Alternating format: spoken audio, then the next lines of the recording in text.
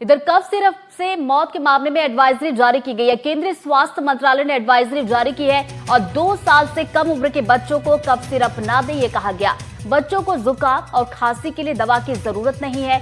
5 साल से छोटे बच्चों को सिरप देने से बचें। बिना डॉक्टर की सलाह बच्चों को सिरप ना दिया जाए। साथ ही साथ एडवाइजरी में यह भी कहा गया कि एक साथ कई दवाओं का इस्तेमाल ना करें और ये भी कहा गया है कि स्वास्थ्य संस्थानों को जरूरी दिशा निर्देश दे दिए गए हैं और अच्छी गुणवत्ता वाली कंपनी से दवाएं खरीदी जाए। साथ ही साथ ये भी कहा गया कि स्वास्थ्य संस्थानों में जरूरी दिशा निर्देश जो दिए गए हैं उसका पालन भी किया जाए।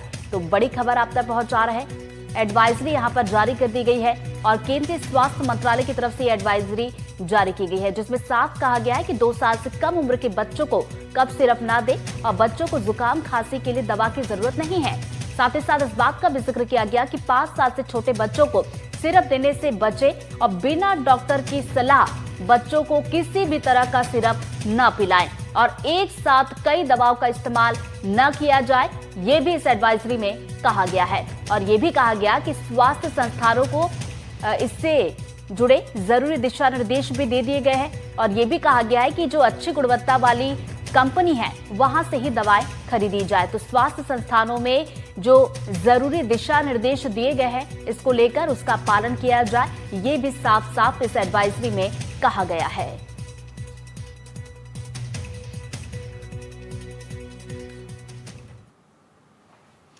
कफ सिरप मामले पर स्वास्थ्य मंत्री ने कहा क्या कुछ कहा है, ये भी हम आपको सुनवाएंगे। उनकी तरफ से ये कहा गया कि 3 दवाओं के सैंपल आए हैं और तीनों सैंपल में कुछ भी संदिग्ध नहीं है।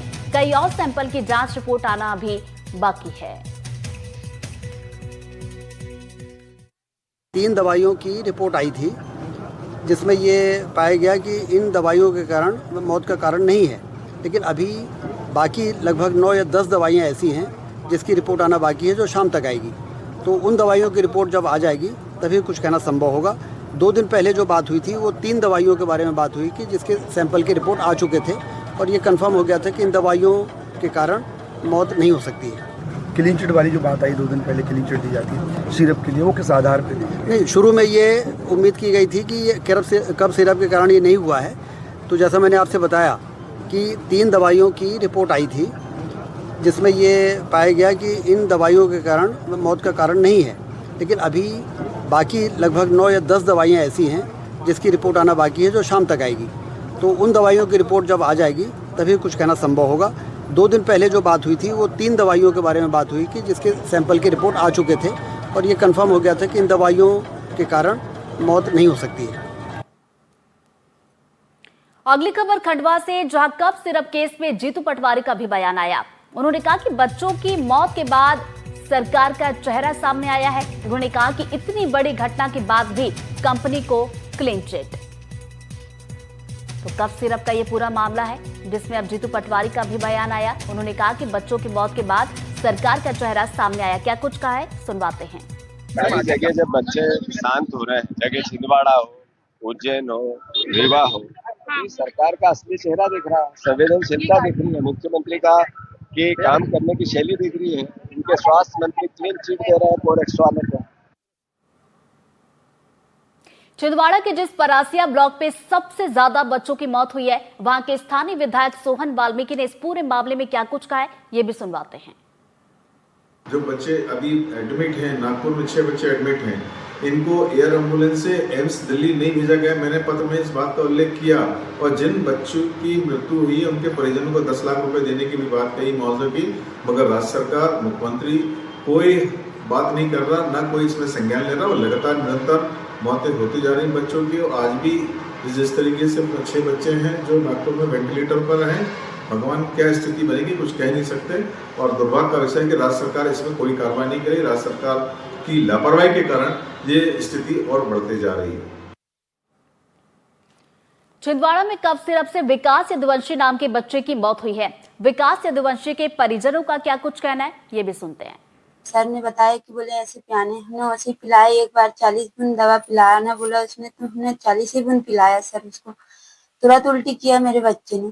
फिर बताया हमने कि सर मेरे बच्चे को दवाई पिलाने से उल्टी हो रही है, तो इसने इंजेक्शन लिख दिया मेरे बच्चे के लिए। फिर हमने इंजेक्शन लगवाया, घर आया, घर में दवाई पिलाई, घर में भी उल्टी किया उसने। फिर रात में भी 2 बार उल्टी किया घर पे। फिर मेरे बच्चे को आराम नहीं मिला तो मैंने दूसरे दिन फिर वही डॉक्टर को दिखाया, सोनी डॉक्टर को। डॉक्टर को दिखाने के बाद में फिर डॉक्टर ने बोले सरकारी अस्पताल में ले जाइए, बोले वहां पर इलाज चल रहा है। सरकारी अस्पताल में डॉक्टर लोग ने देखे, बोले छिंदवाड़ा रेफर कर दीजिए, आराम नहीं है बच्चे को। तो बोले छिंदवाड़ा में डॉक्टर ने बॉटल वगैरह लगाया, जो उसको समझ में आया, तो वहां भी आराम नहीं दिखा। तो वो बच्चे को बोले नागपुर पहुंचा दीजिए, बोले आराम नहीं है। दवाई गोली में बताया हमें, तुरंत पिलाने के बाद उल्टी कर दिया बच्चे ने। फिर इंजेक्शन लिखा, इंजेक्शन लगाया उसमें। इंजेक्शन लगाने के बाद फिर आ गए हम। आने के बाद रास्ते में बोला बच्चे में टॉयलेट लगी, निस्तार नहीं करा। फिर उसने 2 बूंद किया। फिर घर लाए, घर में सोचा अपने करेगा, नहीं करा बच्चे ने। उसके बाद उसी की दवाई गोली से मतलब उसकी दवाई गोली किया, जब से बच्चे टॉयलेट वगैरह नहीं करा। फिर उसके बाद फिर 1 दिन के बाद फिर और ले गया दिखाने। फिर सोनी ने देखा, फिर उसने फिर बाटल लिखा शायद दवाई, तो फिर बाटल लगाया उसी के पास। उसके बाद लगाने के बाद फिर उसने फरा से रेफर कर दिया सरकारी अस्पताल, वहां से फिर छिंदवाड़ा कर दिया, छिंदवाड़ा से नागपुर कर दिया।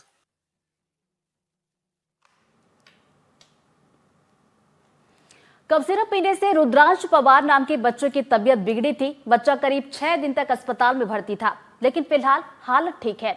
बच्चे की मां का क्या कुछ कहना है, सुनवाते हैं। कहाँ से आए हैं आप और आपका बच्चा कितने साल का है? अभी आज ही हुआ 7.5 महीने का। कब से भर्ती है यहाँ पे? जहाँ पे आज 6 दिन हो गए। परासिया से आए आप भी? हाँ, परासिया से। वहाँ पे जब तबीयत खराब हुई थी तो किसको दिखाया था आपने? ये 15-20 दिन पहले ज़्यादा ही हो गए होंगे। और डेट की मैंने पहले ठीक हो गया था भाई वो। अच्छा। भाई सोनी के पास ले गई थी, तो उसके बाद ये अचानक खत्म, बीमार हुआ रात में। तो वो दवा थी, मैंने वो पिला दी थी। कौन सी दवाई दी थी? पैरासीटामोल वगैरह की थी। नहीं, जो बात की जा रही है कफ सिरप की, जिसके कारण बच्चों को नुकसान वो भी वही होगी शायद, अब क्योंकि वो तो मैंने जमा कर दी यहाँ पर। हाँ। तो फिर दूसरे दिन सुबह 6 बजे किया था टॉयलेट। और अच्छा, फिर 2 ये बजे बताइए कि बच्चे को जो दवाई आपने दी थी, तो डॉक्टर ने जिसने लिखी थी उतनी दवाई दी थी कि अपनी तरफ से? नहीं, अपने तरफ से कुछ नहीं दी हूँ। छिंदवाड़ा में कफ सिरप से बच्चों की मौत के मामले में हेल्थ एक्सपर्ट और राष्ट्रीय स्वास्थ्य मिशन के वरिष्ठ संयुक्त संचालक डॉक्टर प्रभाकर तिवारी ने बताया कि ये एक्यूट रीनल इंजरी या एक्यूट रीनल फेल्योर के केसेस हैं। मुख्य तौर पर जिस तरह से ये सामने आ रहा है, उसमें सबसे ज़्यादा आशंका इस चीज़ की हो सकती है कि या तो सेप्सिस के कारण, या दूसरा जो मेडिकेशन दिया जा रहा था, या तो वो एक्सेसिव मात्रा में चला गया, या उसमें कोई केमिकल एक्सेसिव मात्रा में था, या कोई ऐसा केमिकल किसी पर्टिकुलर बैच में मिल गया हो जो कि उस मेडिसिन में नहीं होना चाहिए था, तो उसके कारण भी मृत्यु या जिसको कह सकते हैं एक्यूट रीनल फेल्योर या एक्यूट रीनल इंजरी हो सकती है, और उसके कारण डेथ भी हो सकती है। एक आशंका ये हो सकती है कि जो वो सिरप आई है उसके किसी बैच में कोई पर्टिकुलर केमिकल एक्सेसिव अमाउंट में आ गया हो, या दूसरी ये है कि क्योंकि आप जानते हैं कि कोई भी केमिकल कंपनी अकेला एक फार्मूला नहीं बनाती है, तो किसी दूसरे फार्मूला उसमें मिल गया हो। पर ये जो है व्यापक, जैसा कि आप जानते हैं कि सरकार पूरी तरह से इसकी जांच कर रही है, तो जो कफ सिरप का फार्मूला है उसकी जांच, जो रीनल बायोप्सी ली गई है उसकी जांच, और उसके साथ में जो दुखद मृत्यु हुई है और रीनल टिश्यू प्रिजर्व किया गया है उसकी जांच के बाद ही हमें पता लगेगा।